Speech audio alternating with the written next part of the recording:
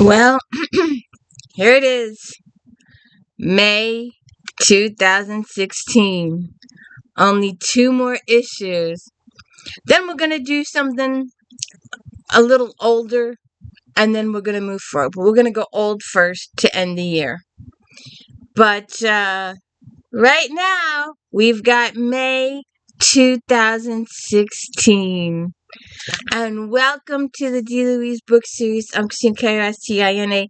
This is where we read books, talk about books, no special effects, no demons, none of that fancy stuff going on here. And I was just thinking about this. I never did read those. The thousands. There was another series. I forget what it was. Nyla Singh and Marjorie something like that. And there was a few other authors. And it was a series. I think it was a vampire series. It might have been a weird vampire series. Like Showalters. What are you doing? Come here. Or Alyssa Day. She might have been one of the authors too. Where it was a series. But one author wrote A, the next author wrote B, then A wrote C, then B wrote D, and it just didn't work for me. But this was another one of those anthologies. These were anthologies, so these were different. But they're still out there. But so, welcome to the D. Louise book series. This is where we read books, talk about books, no special effects, no theme music, none of that fancy stuff going on here. And I'm Christina K-R-I-S-T-I-N-A. This is where we read books, talk about books. Just books.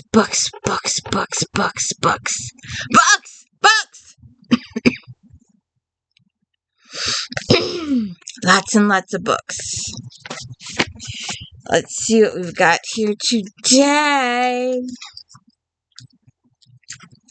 Let's see. Oh, shoot, I forgot that one. So, anyways, here. I didn't realize, as bad as my sound system is, I'm picking up my voice. It sure hears the turning of the pages loud enough. I'm serious. Alright. Regency. Oh, shoot. Okay. Where were we here? Celeste Bradley. Ivy Wed. Excuse me. 4.5 stars. Another day, another wicked Worthington in love. Just what Bradley fans have been clamoring to read. Brimming. You find. Orion Worthington is nothing like the rest of his family. He's determined to use his intelligence and science acumen to build a staid intellectual life for himself. He's fortunate to be working alongside his mentor, Sir Joffrey Blaine, and believes Sir Joffrey's daughter would make the ideal wife. The only problem is Sir Joffrey's ward, Francesca Penrose. She hopes to be accepted for her mind, but she can't keep her mind on her work with Orion so near. Orion doesn't want to be distracted, so he accepts the premise that if they allow their passion to take over, their lust will be sated and they can get on with their experiments. But I bet they get carried away with their lust instead. How's it going there, young lady? You want to come up? You're pacing around here like crazy.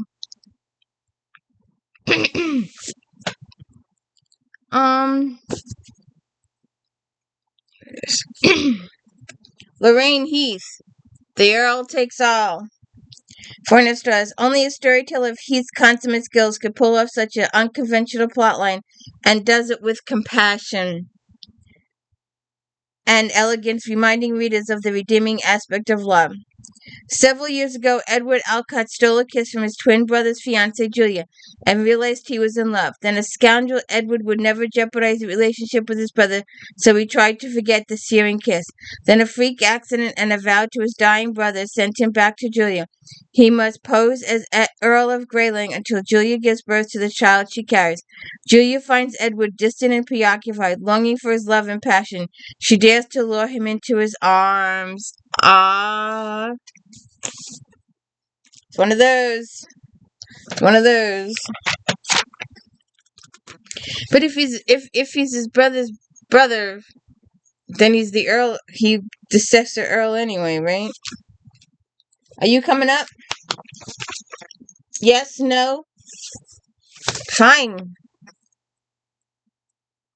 Stare at me, why don't you?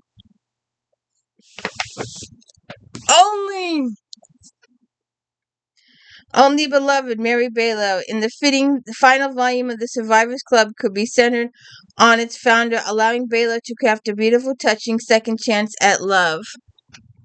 With his fellow Survivors Club members married, it's time George, the Duke of Stanbrook, finds his own happy ending. He spent the years since his wife's death aiding his friends and country. It's time he takes care of himself and cures his loneliness. He knows the perfect woman. George met quiet, kind music teacher Dora Debbons years ago and has never forgotten her. After a scandal in the youth, Dora pinned all her hopes on finding happiness for her younger sister. Then suddenly the Duke is at her door. Smoke! Smoke! Come here. Come here. I know you want to. Come here.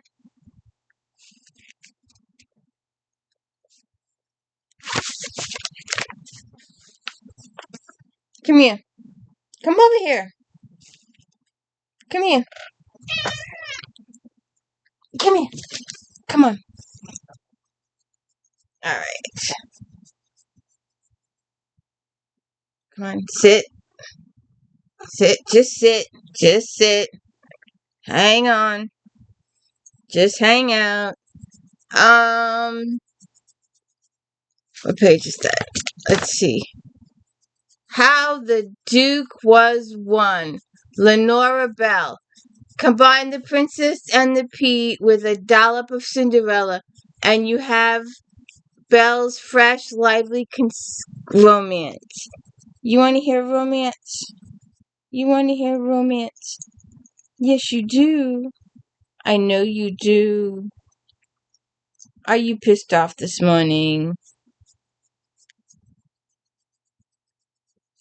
Daddy said you slept through breakfast. You weren't awake for breakfast. You always wake him up. Come over here. Come over. Here, go up there. Go up there. Alright. How the Duke Was Won. Where you going? Where you going? Where you going? Where you going? Day. James, Duke of Harlan, needs a bride. Not just any bride, but one with a reputation so spotless it will wipe out his. He chooses 4 candidates and invites them to his own. Charlene Beckett, illegitimate daughter of an earl and courtesan, needs money to pay back a loan, get medical help for her mother, and sell the family bordello. Then her father's wife offers her the money for a masquerade as her half-sister, Lady Dorothea, and win the earl. Charlene can do her best, but she's far too bold and a bit too well-rounded to fit into Dorothea's gowns. See what happens. Will the Duke buy it? Alright, now we are doing these books on the series. I think I got them. Oh, shoot, I picked the wrong one. I missed one. Well, I missed one. I only got the other one's upstairs. But, okay. It seems I missed number 1. But we did them on this channel. We're reading these on the channel. Where you going? Every Saturday we've been doing the Sinsters for a while. And I'm pretty sure we end with this series. But we are a Buccaneer at heart. And I love this series so much because to write, alright, I only have 3, the 4th one's upstairs.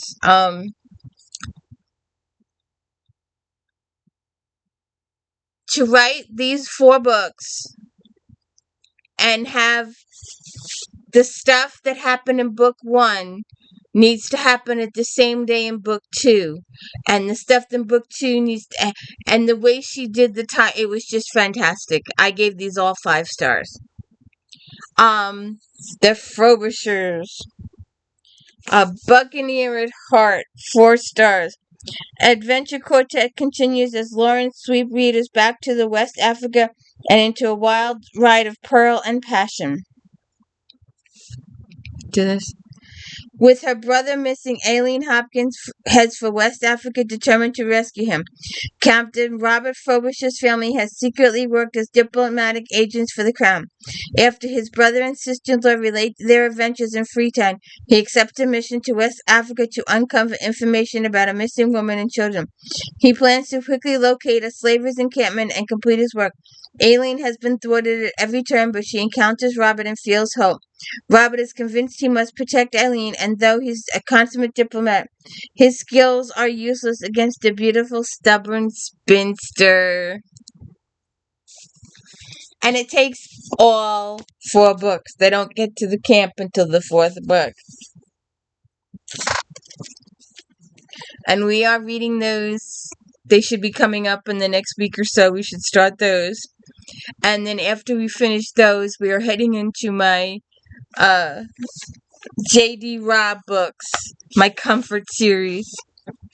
And we will be doing all of those for 2026.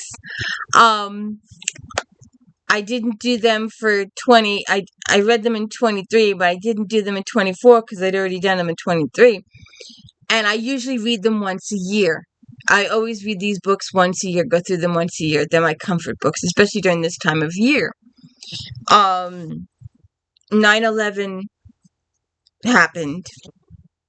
My mother died 30 days later. My daughter died 30 days later. These are my comfort books during this time of year. So I decided I wasn't going to review them. I was just going to read the characters to you, share the characters' progression with you. Plotline, go see the first review. And Pat, I have forgotten to put the link in. I'll have to go back and put the link in for some of them. But sit down with me and enjoy the characters and enjoy their funny quotes. Enjoy the give and take between Eve and Peabody and Rourke and Eve and Nadine and Eve and Mavis. It's just my favorite series in the whole wide world. What are you crying about? Smoke. Okay. Was there any other one? You keep leaving me.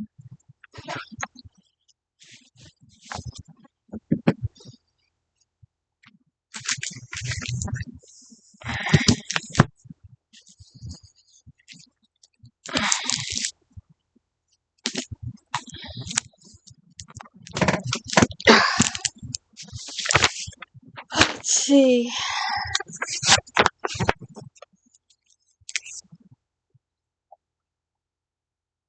After the Fire. Lauren Belfour. 4.5 stars. On a grand scale as any Bach masterpiece, Belfour novel explores the composer's religious music and its effect on 2 women living 300 years apart. Seemingly weaving in threads of several plotlines in different time periods, she portrays each story with care, even turning the music key into a key character. In the last days of World War II, American soldier Henry Sachs finds a piece of music in a seemingly abandoned German home. The events of that day haunt him until his death, when his niece Susan Kessler inherits his belongings. Susanna is healing from the rape that destroyed her marriage, and finding Bach's autograph gives her a new purpose, locating the original owners of the manuscript. Her quest sends her to experts Daniel Earhart, a man struggling with his own demons. In 1783, Sarah Levy, a beautiful, accomplished young woman and a student of Bach's son, on the eve of her wedding, he presents her with several pieces of music, among them the highly anti-Semitic Kamatra. Sarah knows she is a safeguard to the inflammatory work, for whose could use it against the Jewish people. Well, that sucks. I don't want music against anybody. I just saw this. You know, I say this every time I do these books.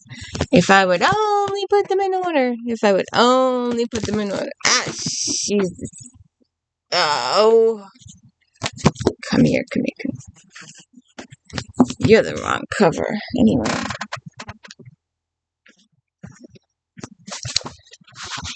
Oh, Lord. I know it's here. I just saw it. Yeah. Only me. Bottom of the pile. Why only? Ah.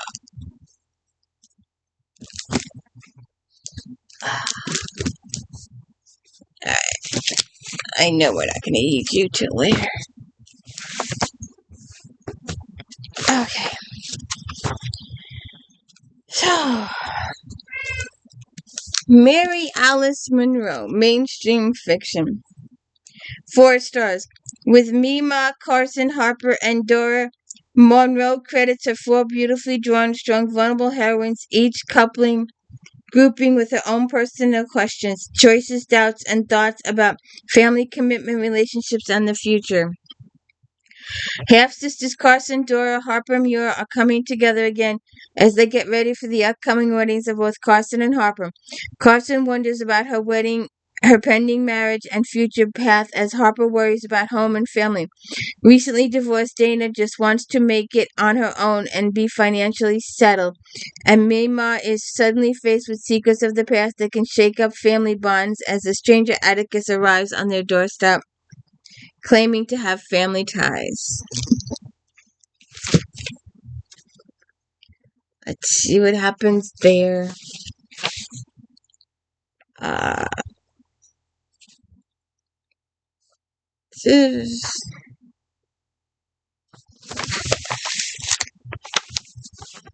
A robot in the garden.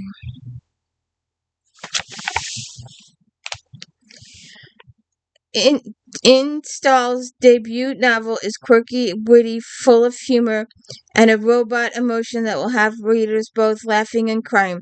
This unusual cast of characters, including the robot Tang, come from all walks of life and set up situations that are interesting and thought-provoking. When Ben looks out his window to find an old funky robot in his garden, he's perplexed as robots don't often show up out of the blue. Ben reluctantly decides to take care of the robot to the dismay and disapproval of his wife. Soon Ben and the robot Tang are on a worldwide adventure to find Tang's creator.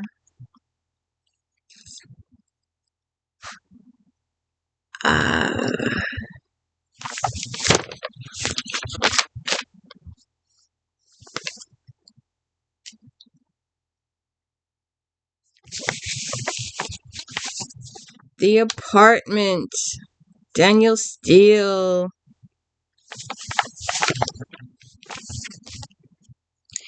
4 stars. Steele weaves a gripping and notable story of 4 equal different young women who share a loft apartment in New York City's Hell's Kitchen. While some characters are given more time, it's easy to get invested in all of the characters, their easy camaraderie, their unique personal struggles, and heartbreak. Additionally, it's nice to see a bit of girl power with the strong female leads supporting each other in their endeavors with no intense jealousy or duplicity. Aspiring shoe designer Claire Kelly has found a spacious loft in Hell's Kitchen district, but she needs roommates. But if she's going to be able to afford it, she meets Abby Williams, an aspiring writer who is trying to make it on her own. Abby later goes on to date an off-Broadway producer who leaves something to be desired. Morgan Shelby eventually joins her little crew with a finance job on Wall Street and a millionaire boyfriend boss who seems smitten with Claire. Morgan has little free time, and yet she manages to have a healthy relationship with her boyfriend Max, a successful restaurateur. Finally, there's Sasha, a medical OBGYN, a resident who has a glamorous model identical twin. Sasha doesn't have time for love, usually, but isn't that usual when love comes calling? Though career changes, geographical moves, and heartbreaks, these four roommates demonstrate their friendship is deeper than the four. Smoke! Smoke! What is going on with you?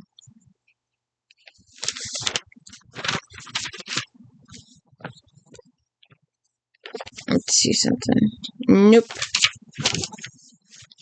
Yes, ma'am. Yes, ma'am. Alright. We are on to teen. And you know, these teen books are still hot today. There's still waiting lists for them. You can still order them. Teens are still reading these today. They're very, very hot, hot, hot, hot, hot, hot, hot, hot. And I got a kitty who wants my attention this morning. And the book that's at the bottom of the pile. Only me.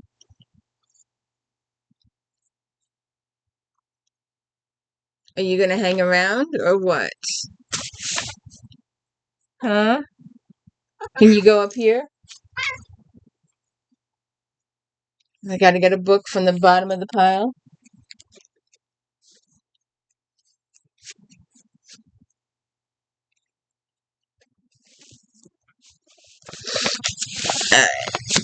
How do I work? Oh. Put that back here. Put that back there. Put that right there. Put that back there.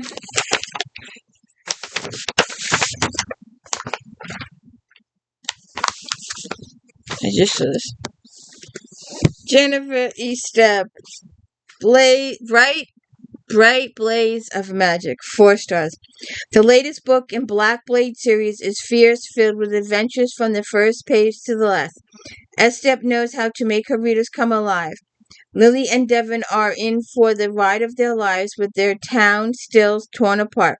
The two must work together. Victoria Duncan wants to rule, and nothing will stop him once he possesses the powerful black magic blades. But he doesn't expect Lila and Devon must believe in each other and their own powers in order to stop the evil.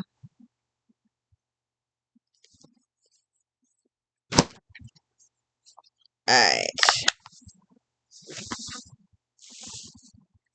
Did I get this one? I thought I got this one. Yes, there it is, over there. Alright. You want to know what's hot, hot, hot, hot, hot, hot? This is hot, hot. Not as hot as the next one. This is on fire, but the other one's a volcano. It's so fucking not. Judy. 4 stars. Readers of Stiffwater's Raven Circle, of which there are many, will greet this final chapter with fanfare and sadness. Bidding farewell to Blue, Gainsey, and the amazing world Stifford's created is no easy task. The many threads she's fashioned over the past 3 books continues to weave together and apart, to then merge in a new and surprising way. Blue has known for far too long this Gainsey here to die. As search for Glendower comes closer to fruition, the game must deal with Gainsey's impending death. Blue's prophecy that her first kiss will die. Rowan's feelings for Adam and more. Well, it's kind of short. For years, Genzi has been on a quest to find a lost king. One by one, he has joined others into his quest. Ronan, who steals from his dreams, Adams, whose life is no longer his own, Noah, whose life is no longer a life, and Blue, who loves Genzi and is certain she is destined to kill him. And that's even shorter. Alright. Alright. This book is a volcano. It's on fire so bad. And they were written back here. They were written back here. What are you sticking together for?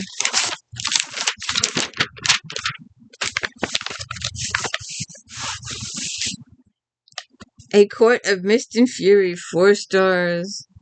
Some fans of A Court of Thorns and Roses will not love the direction this mass takes in the second novel. Each character has been changed by the incredible conclusion of the first novel. Frey should be happy she is with the man she loves, living in peace for the first time in her life. She shouldn't be waking every night, terrified of spending her days going through the motions, constantly remember the things she did in Armouth Court, and she certainly shouldn't be finding peace during her time spent in Night Court.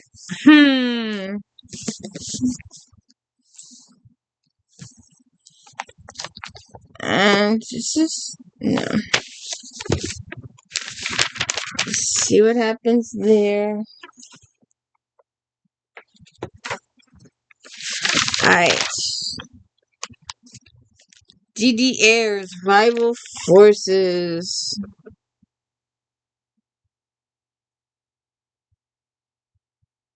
I don't like those t-shirts for men. I just don't like them. I think of them undershirts, and my grandpa used to wear them. So I don't think that macho, sexy men should be wearing those because my grandpa used to wear them. That's why.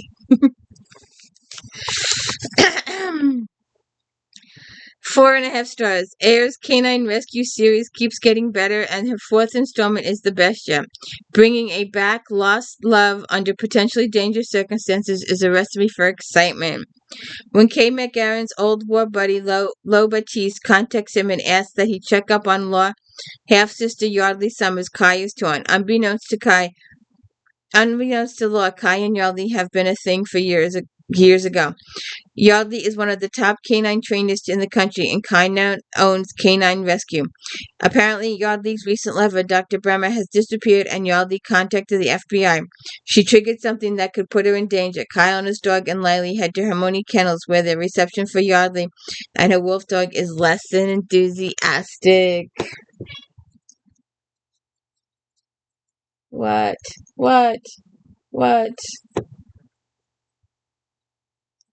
Only me. Again, the next book's on the bottom of the pile. What? Only me.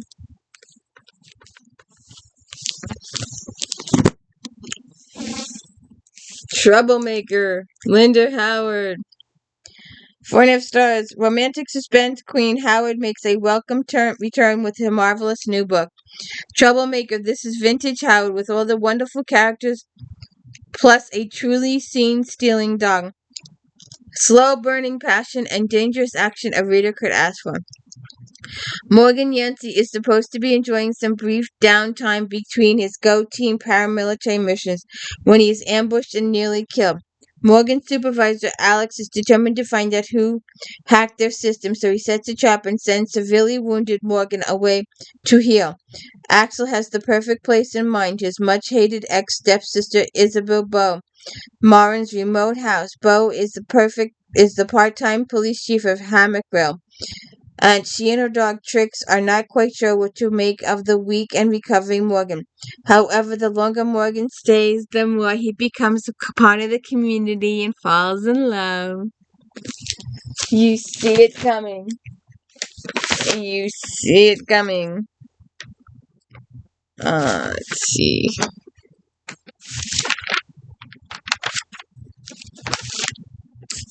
Let's do some of these ladies. There we go, all 3 pictures. 1, 2.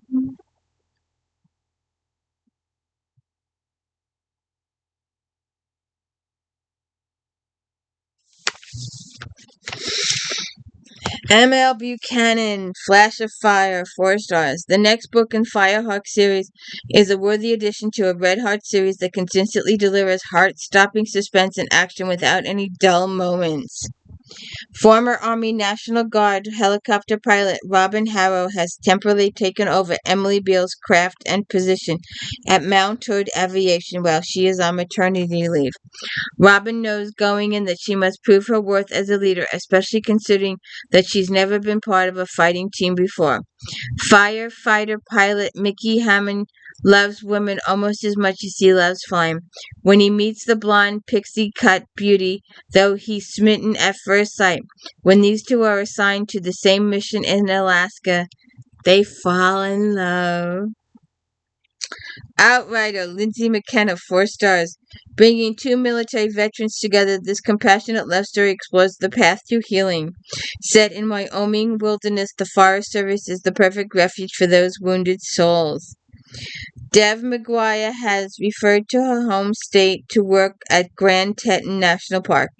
She has served tours with the Marines in Afghanistan with her service dog Bella, but she couldn't prevent a co-worker from attacking her at former USFS post back east.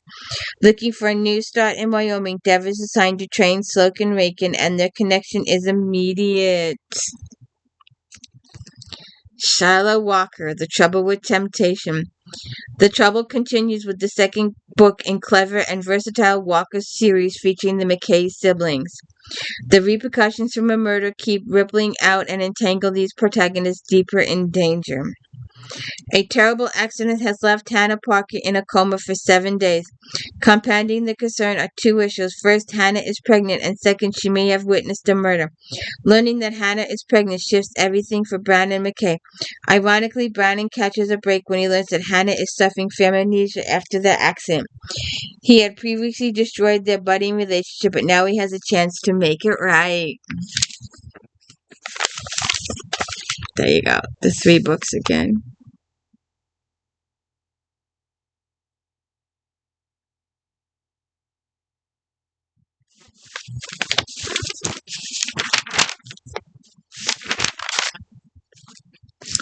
On to mystery.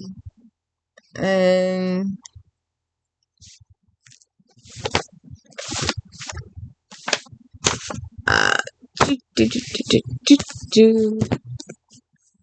Gone with Witch, Heather Blake. 4.5 stars. Blake has another winner with this story. With disappearing pets, poisoning, hit and run, this mystery has everything a reader could want.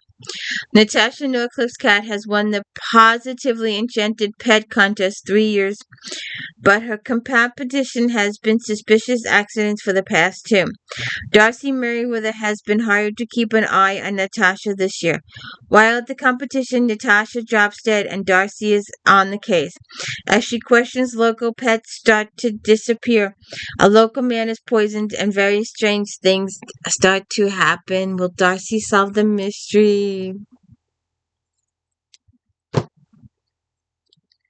I'm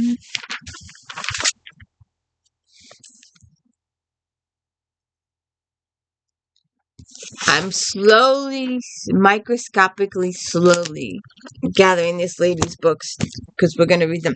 We are reading the other series, which I'm not really liking that much, but we're going to try this one too. The Kendra is the other series we're reading, but this is the Eve Duncan series. 4.5 stars. Johansson starts events in this latest chilling tale right after the conclusion of last year's shadow play. There is no let-up in pace or danger. The life of a young girl remains in the balance as Eve Duncan and her allies do their best to protect her. Although one killer is dead, Eve Duncan and Joe Quinn, known as Alfredo Salazar, the force behind the attempt, will rest until he kills young Kara. To protect Kara, they decide that Eve will take Kara to Scotland Highlands, where they will join Eve's adopted daughter Jay McGuire in the hunt for the ancient treasure.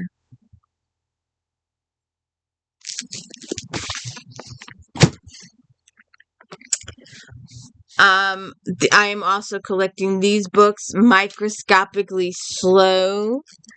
Getting the 1 through 10 is a little on the harder side, but I am working on it.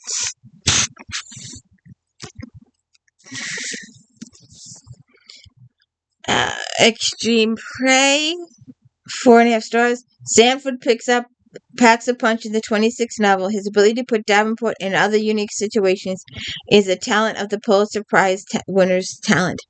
Although Lucas has dealt with extremists in the past, these are unique bred circumstances.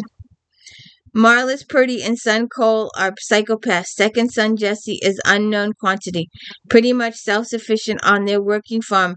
The radical ways manifest in hatred of the upcoming election, and leading Democratic candidate Michelle Bowden, Governor Elmer Henderson asks Lucas to discover who is sending the threatening emails. As he gets closer to the truth, murders occur that are possibly related. See what happens there. And we've done this, not this cover. I had the other cover, but I couldn't find it, so I got this one. We've done all 4 books in this series, so please go check out my videos for these. City of the Lost. Imagine a city where the inhabitants have willingly left their lives behind. Readers will be able to understand why these people want to leave their lives, but the mystery of how the town collectively came to be and where the story goes moving forward is what will bring them back. Detective Casey Duncan is good at what she does, but a shooting that seriously injures her male companion alerts her to the fact that the past she's been hiding from has found her. Her best friend is fleeing her abusive boyfriend, and Casey decides it's time for them both to disappear. And they go to the Yukon Territory, and that's where we pick up the story in the books we read in the Yukon. I couldn't get that one. I tried to get that one.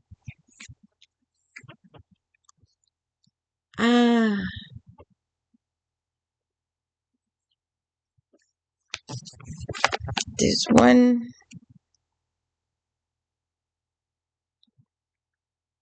No, let me go back up here. No.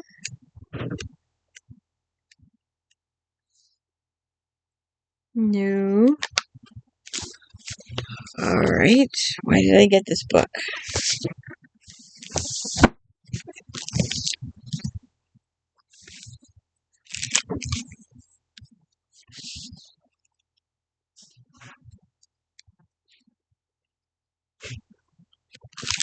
Alright, wait a second. Let me look.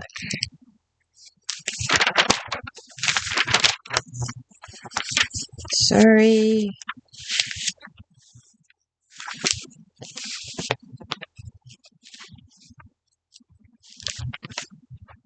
Okay. Alright. On to inspirational. Tessa S. Affair.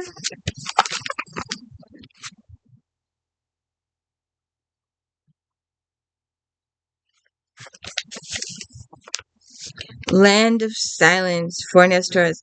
In perhaps her best novel to date, Tessa steps outside her old typical Testament setting for an explicitly heartfelt glimpse into the new building of one beautiful word in the biblical narrative. She grants a familiar character not only a name, but also a poignant history. Since the tragic accident that claimed her brother's life, Elena has been treated more like an employee than a daughter.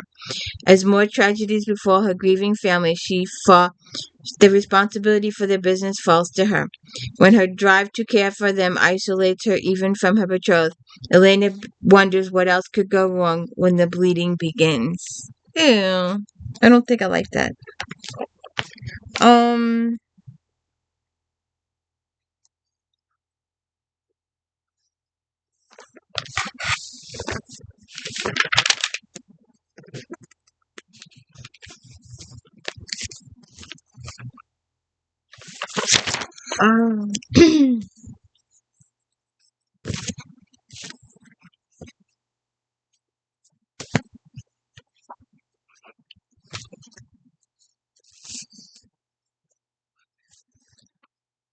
The Betrayed Fiancé.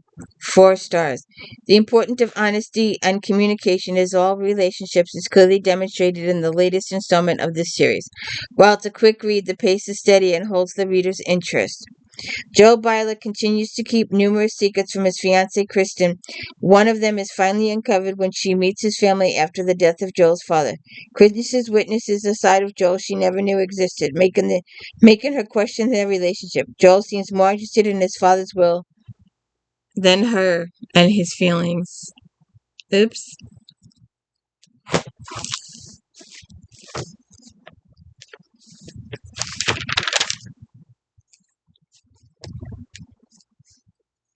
The Quieting. Susan Fisher. The second book in this series has unexpected twists and turns with meddling matchmakers. Characters are quirky and sweet, and they have only the best intentions for their loved ones. Quieting is a seldom used practice in the Amish faith. It's the practice of evoking the ordination of a minister, deacon, or bishop when they only hear what they want. David knows he will have to come to a decision on what to do about Bishop Freeman. It does not help that his mother has come to town to find suitable mates for him and his children. She has a habit of being pushy in all matters of the hearth and heart. But a piece of the past comes to light. The decision has been taken out of David's hands, but will create another problem for everyone else.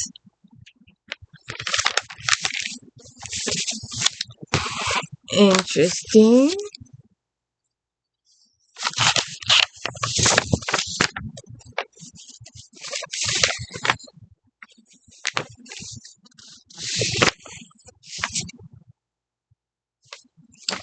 That's not in here. I thought I looked. Oh, it is in here.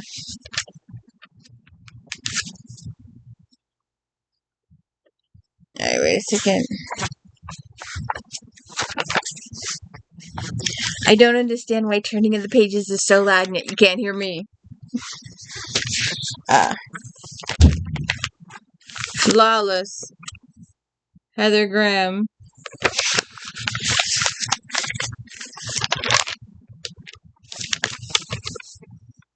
Graham is the queen of romantic suspense and our latest proof that she deserves the title. What makes the story more than most is that the relationship between Kiernan, who wants nothing more than a family harmony and a functioning restaurant, and FBI agent Craig Fraser, who wants justice. Thieves in New York Diamond District are keeping the police hopping. Kerrigan, who runs a pub with her family, learns that her youngest brother has stolen a diamond to frame someone else. He has nothing to do with the other robberies, but convinced for his well-being and keeping him out of jail, has her attempt to put the gem back without anyone the wiser. The subterfuge immediately throws her right into the middle of the action. Alright, back to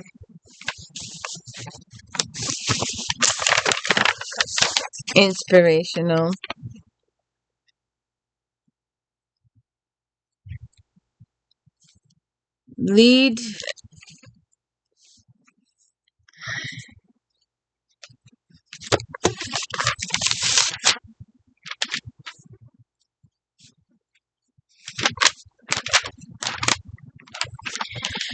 Lead Me Home, Amy Sorrells. A deep novel full of struggle and strong emotions. Sorrells doesn't skirt around hard issues. Instead, she acknowledges the messy realities of life in a way that readers relate to. James Horton's struggle in identity and self-worth by losing his church is something that is often not recognized. James Horton just lost his wife in a car accident, and now he's losing his church. Slated to be shut down in just a few weeks, Horton finds himself without a purpose. Noble Burden is tired of farm life and wants something more for his mother and his brother. When he gets the opportunity to audition to be a country singer in Nashville, it seems like he can finally get away from small-town life. As these two navigate their journeys and look for meaning, they both risk losing what they hold dear.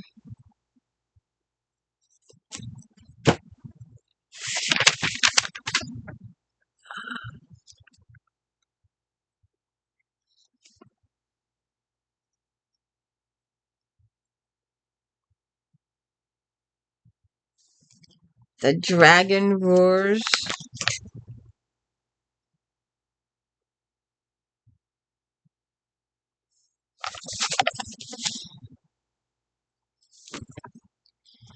Four stars. The second book in the seven trilogy is more exciting than the first. Davison does a wonderful job at further developing the main characters by dividing their backstories and unpacking things from the past that have helped shape who they are.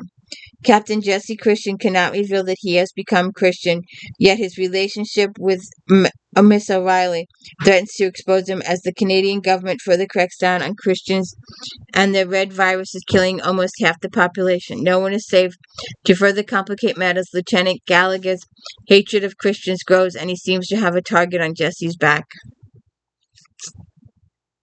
Alright, we did that. Alright, let's move on to contemporary romance.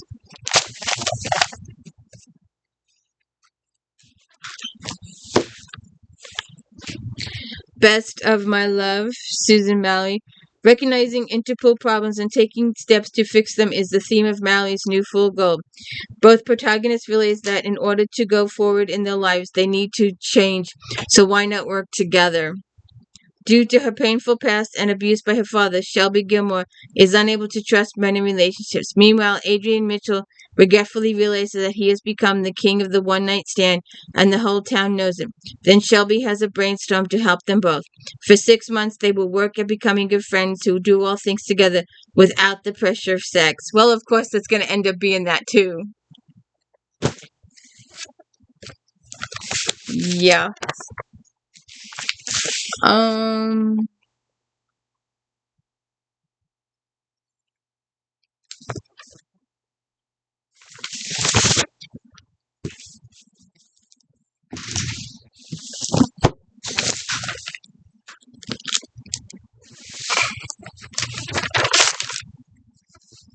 The Girl from Summerhill.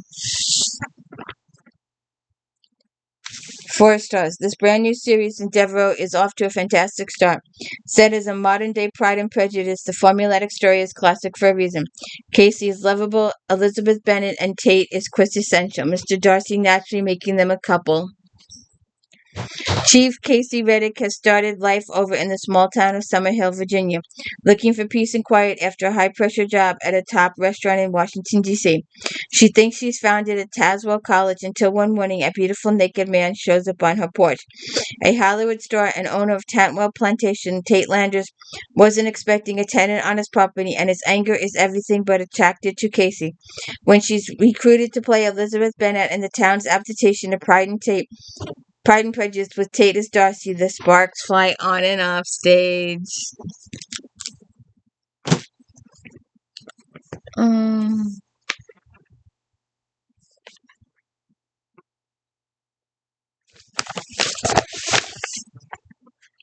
Every bride has her day. Lynette Austin. Sam fills the big bad wolf persona with his surly attitude, yet Cricket sees past that image to the broken man inside, which sets the slow burn of their relationship. Sam's past adds a suspenseful element as well as providing the catalyst for an opposites attract. When New York detective Sam DeLuca returns to Misty Bottoms, he hopes restoring his aunt's old home will heal the wounds he carries inside. He fully intends to remain alone until he meets his feisty new neighbor, Cricket O'Malley, a local girl who returned home to reopen the flower shop. Ah, I see romance.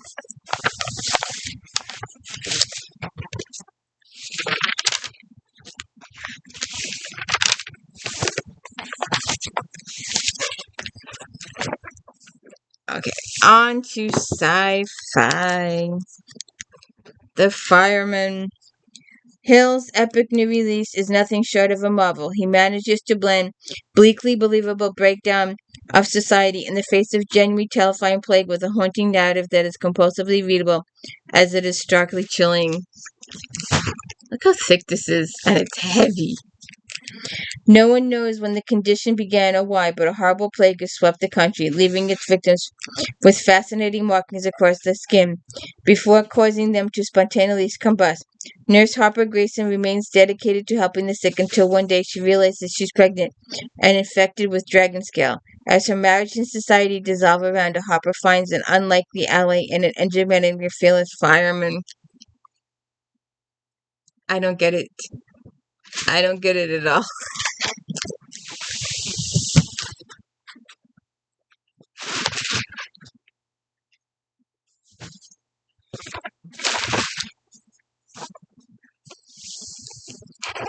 The Children of Earth and Sky, Guy Gravel K.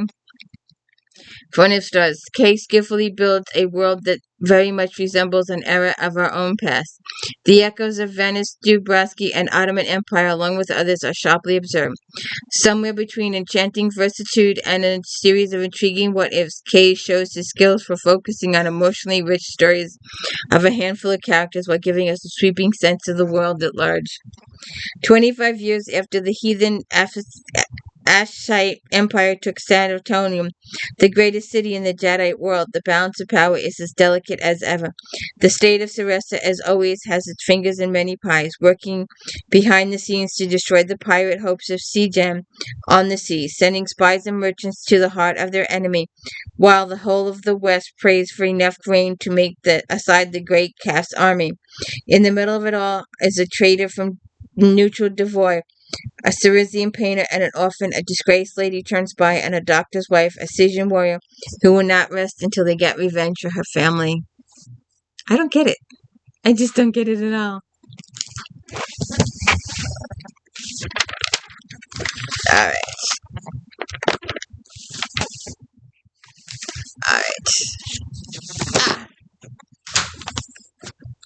And we missed a few. We're going to have to go back here. I know we missed a few here. Alright, let's see. Wait a second.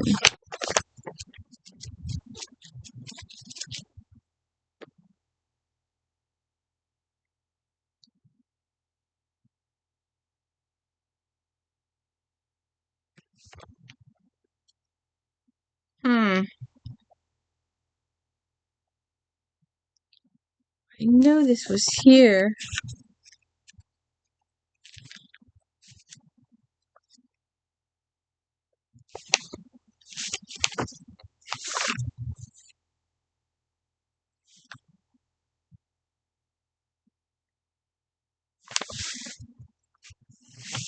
Now, I read this book, and I did a video on this book, and I did not consider it inspirational. But that's where it is. Murder Comes by Mail, A.H. Gabhart. Gabhart's second Hidden Springs mystery. Oh, I was just so upset and so frustrated that the author just stopped writing it. I don't know what happened, what circumstances happened, but the book's just ended. Murder Comes by Mail, H. Gabhart. Gabhart's second Hidden Springs mystery is a fascinating puzzle. The characters are more developed in this novel, and while the romance takes a backseat to the mystery, it feels like a natural part of the story. Deputy Sheriff Michael Keene volunteers to drive a group of senior citizens to a play. Oh yeah, there's a dead body. I remember this. You gotta go see my video. On the way, he sees a man about to jump off a bridge, and Michael is able to save his life. Afterward, the man says, "You'll wish you pushed me." Michael is branded a hero, but soon after the event, a woman turns up motive, and a package with photos and note arrives in the mail. As the body count increases, Michael must determine the culprit's identity and the reason behind the killings.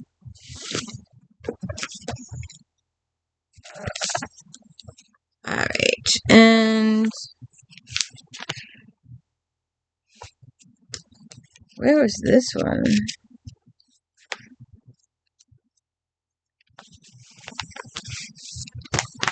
So what happens when I didn't?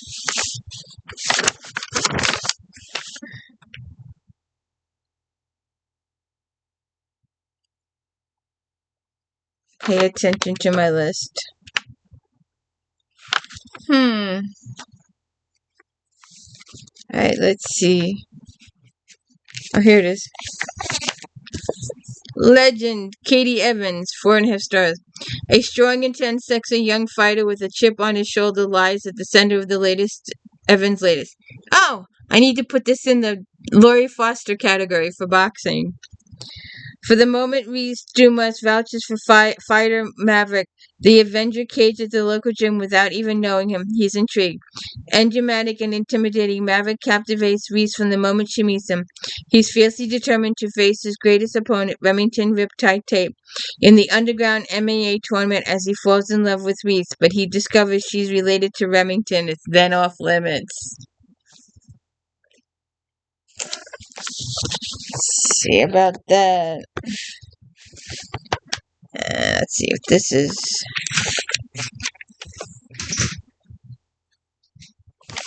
sci-fi. Let me just look here. Oh, it's another one.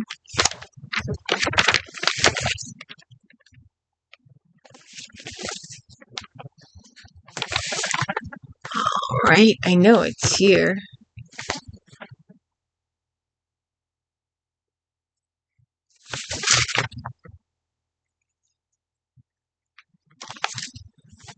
Oh, Lord, again.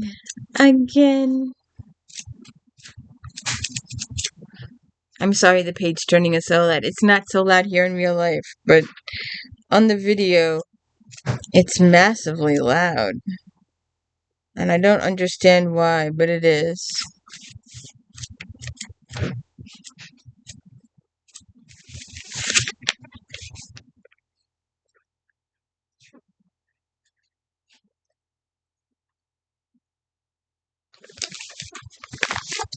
Alright, let's just go back to this. Alright.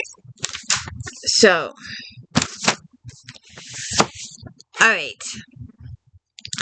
I did all the videos in these. All of them. I haven't done the next generation yet, but I've done the main ones. So please go watch all of my videos. Start with Darius, Dark Lover, Eternal Lover, all the books. Watch all of my videos. Watch them all first. Go through all of them. Yes, please go through all of them. Then go to Passion Flicks. It's the Black Dagger Brotherhood.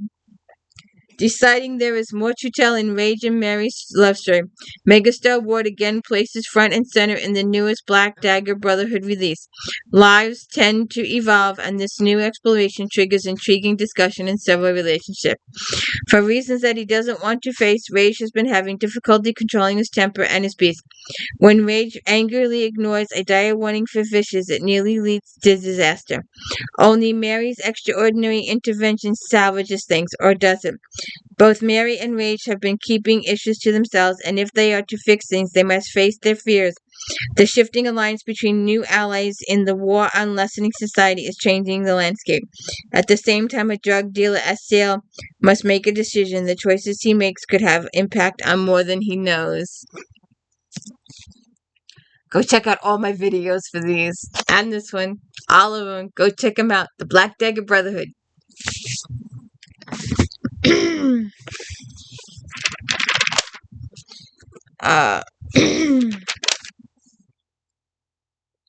I couldn't find that one. I have no idea why this is sitting here, but I'm just gonna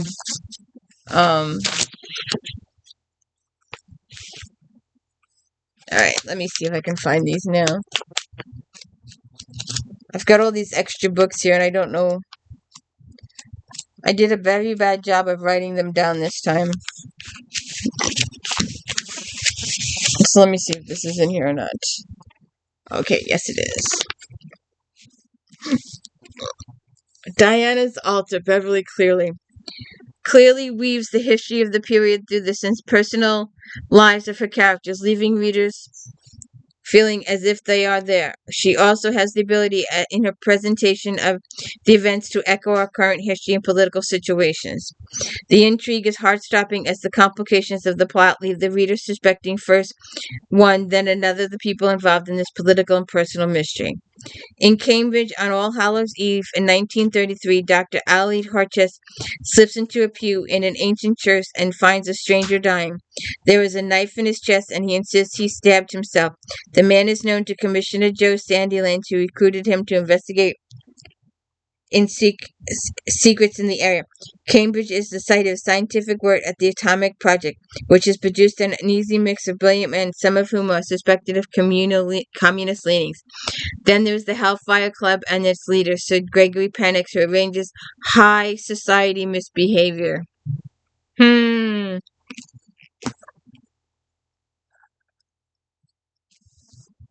I couldn't figure out where this one came from. I went through the teen section. I went through previous teen sections. I could not find this.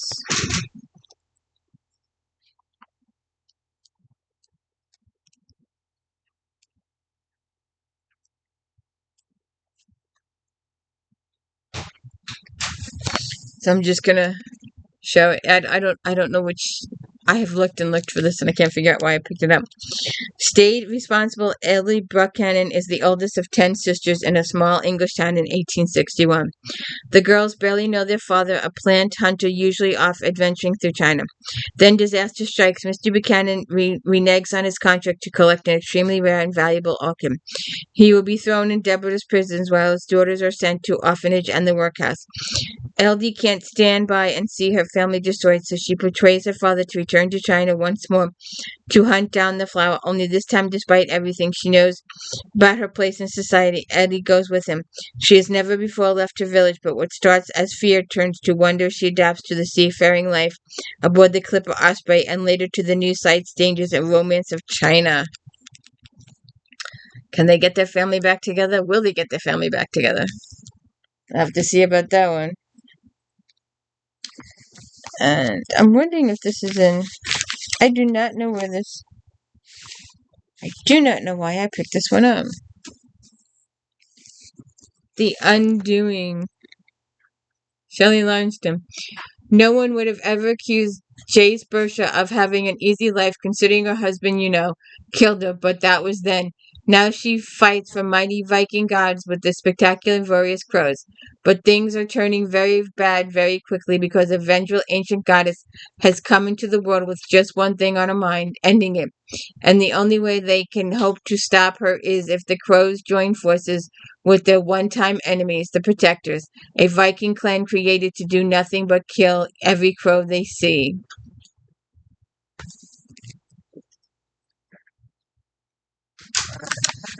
Alright.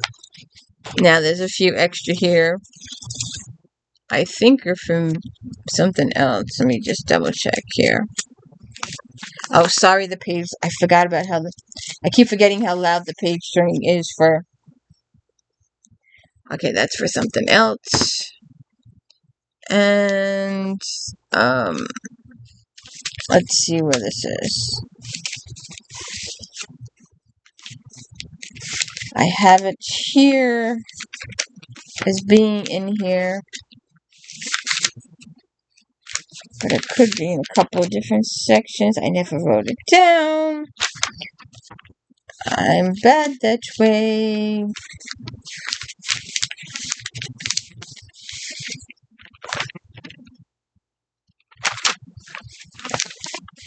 Hey.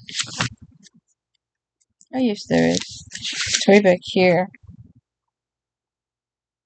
I never even looked. Why do I have this book if it's... Oh, sorry. Alright. I don't know why I had it.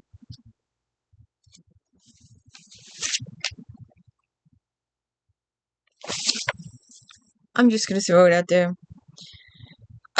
Learn to run a ranch. Angela Bay would rather wear last season's clothes, but if she doesn't, her father says she can kiss her inheritance goodbye. Teach a spoiled heiress how to ride a horse, but not in this lifetime.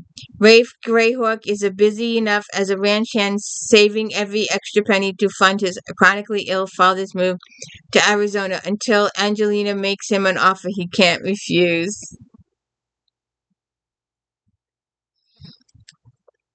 And, another lady who lives over there. Firebound. Christine Feehan, 4.5 stars. Revenge is the hard-edged force behind the amazing Feehan's latest Sea Haven novel. Lisa Penner has kept her true past and revenge mission a secret, even from her sisters of the heart. This paranormal tale is a fast-paced thrill that is chock full of dark secrets and betrayal. The betrayal and murder of her family sent the young woman calling herself Lisa Turner far away from her home in Italy to the world at large. Garcia died along with the rest of her family. The only other one to survive was her uncle. Together, Lisa and Luigi have carefully planned their revenge against the Porcelli family. New Sea Haven family member Gavril Przeginski knows the truth, and he has the secret assassin brother Casimir to be Lisa's bodyguard. Lisa is furious at Casimir's arrival, but when events don't go as planned, they fall in love. Figures. Alright, now, there's one more. Oh, there's two more. Alright. You know, this author came out and she had this one series. And it was a massively, massively awesome series. It walked on water. It was so good. And it even got an HBO series based on it. And then she stopped it. She stopped it at book 13. Of all the numbers to stop at, but she stopped at 13. Another author did the same thing and stopped at 13. However, she saw the errors of her ways. She wrote these other books that just flopped. No one wanted. They were just like, oh, good God. But she came back to her original characters and she's pursuing it. And there's like 18 or 19. There's been an addition, at least 8 to 10 books. So the book series is ongoing. And all of her fans were so grateful that she went back to Rachel. We were missing Rachel, Ivy, and Kristen. We were missing them all. Charlene, on the other hand, abandoned Sookie. Sookie just gone. Charlene is on Facebook. And I asked her a couple of times about Sookie, and Sookie's dead. That's it. There's no more Sookie. That storyline is ended. She's never, as of now, she may change her mind tomorrow, but as of now, Sookie is finished right now, and she's doing that Rose series. But, she started this other series. It was a little bit of a spin-off, and she even got NBC to do, I think it ran for 2 seasons? I think 1 or 2 seasons. It didn't go far. It was 4 books, and the first book. Now, you see how fast I read books. I'm reading every day. The first book took me a year to read. 6 months. Hand to God. Because it was the meet and greets. And when it's a Regency, you expect it. The 2 lead characters go in their carriage and they go through Hyde Park or whatever the park is. Oh, there's Mrs. So-and-so, she's so-and-so. And they come over and do greetings, and they get a little 1 or 2 line backstory on each character.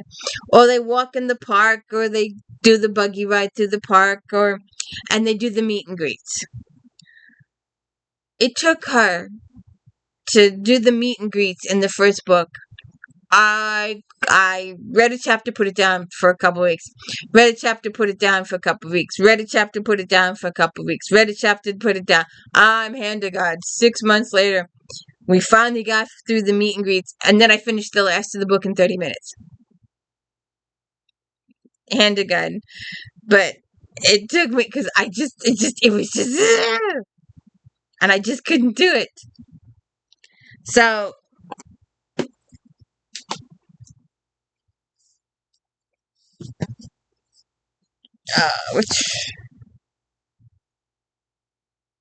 which one is the first? This is,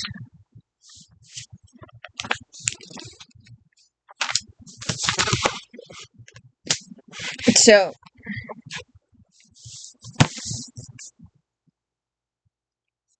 Midnight Crossroads. This is the book that took me 6 months because of the meet and greets. And it just, oh, good God. I was like, good God. Let me see something. There is, which one is it that they're doing in here? Oh, yeah. Alright, so it's the second one. No, third one. Alright, so they do the spread. But this was, I'm serious, those meet and greets just took forever, and after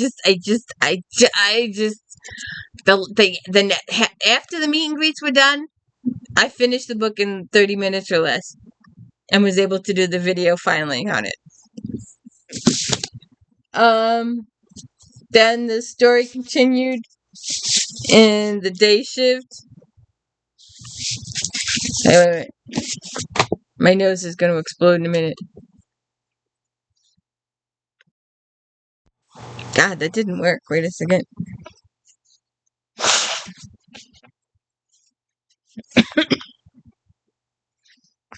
Alright.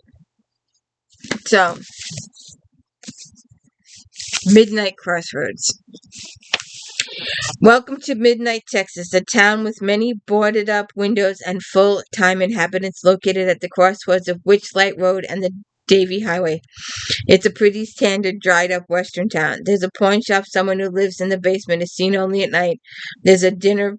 People who are just passing through tend not to linger. And there's a resident, Manfred Bernardo, who thinks he's found the perfect place to work in private. What's with the...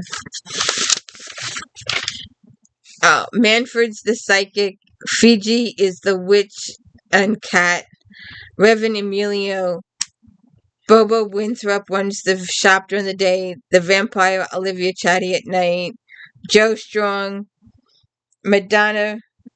Chewy Villegas. Sean and Creek. Gas and Go. They run the Gas and Go. The gas station. Then the day shift. There is no such thing as bad publicity except in Midnight, Texas, where the residents like to keep to themselves, even in a town full of secretive people. Olivia Charity is at Engima. She is seeing Vampire Lamel, who no one knows that she does. They only know that she's beautiful and dangerous. Psychic Manfred Bernardo finds out just how dangerous when he goes on a working weekend in Dallas and sees Olivia there with a couple who are both found dead the next day. And there's the town.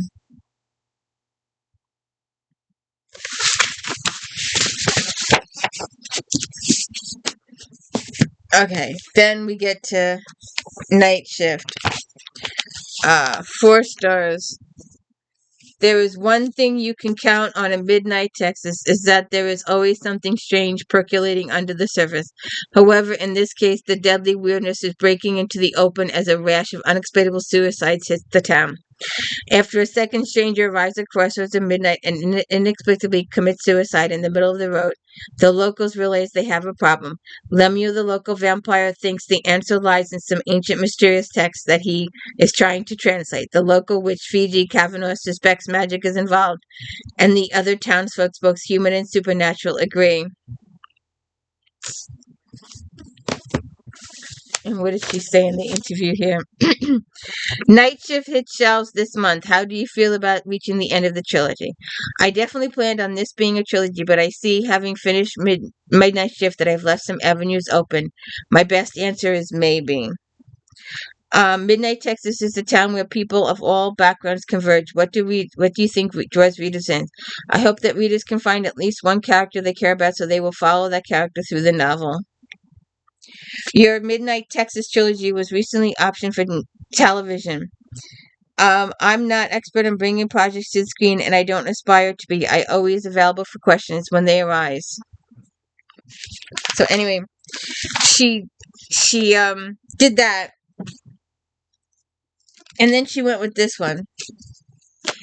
And we will probably talk about this book in the future, but I do not like Honey Rose at all. She's Sookie without Sookie's powers, and it just doesn't work for me at all. But this is the one she started. Set in a fractured United States in the southwestern country known as Texoma, where magic is acknowledged but misunderstood, especially by a young gun-for-hire named Elizabeth Rose. Elizabeth Rose takes a job offer from a pair of Russian wizards to be their local guide and Gunny. For the wizards, Gunny Rose has already acquired a fearsome reputation, and they're at a desperate crossroads even if they won't admit it. They're searching through the small border towns in New Mexico trying to locate a low-level magic practitioner, Alec Krefkov. The wizards believe Algut is direct descendant of Grigori, and Ogut's blood can save a young Tar's life. And our final book, if I can find it.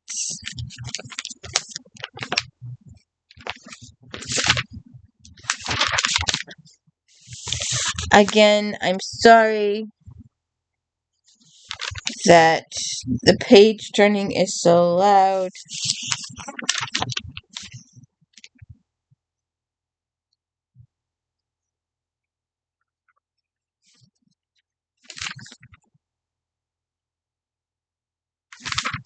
There we go.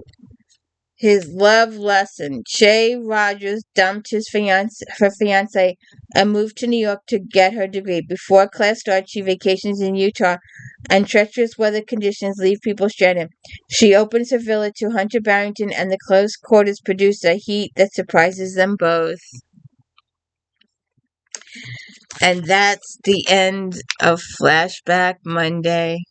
Oh, is it in here? I think that was in the last book. Oh no, it's in here.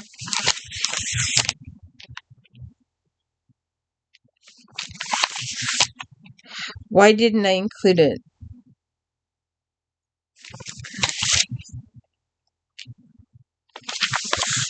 Well, that's odd.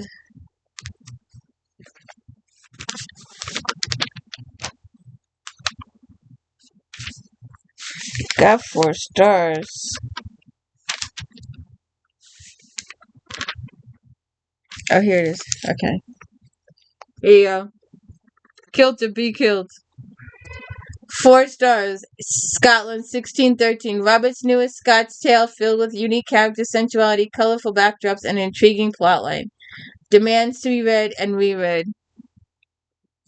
When the Scots are summoned to the king, Lady Elizabeth Walsington believes she will find an English gentleman in London to make her forget her romantic interest in the Laird Ian Munro. However, the instant Elizabeth encounters Ian, she knows she's still infatuated with him, and Ian is hard-pressed not to be attracted to her. Alright. That's it. Flashback Monday's over. Tune in next week. I've got a Smokey over there who's screaming for my attention. I hope you have a good day. And don't forget to hit the like and subscribe. Have a good one.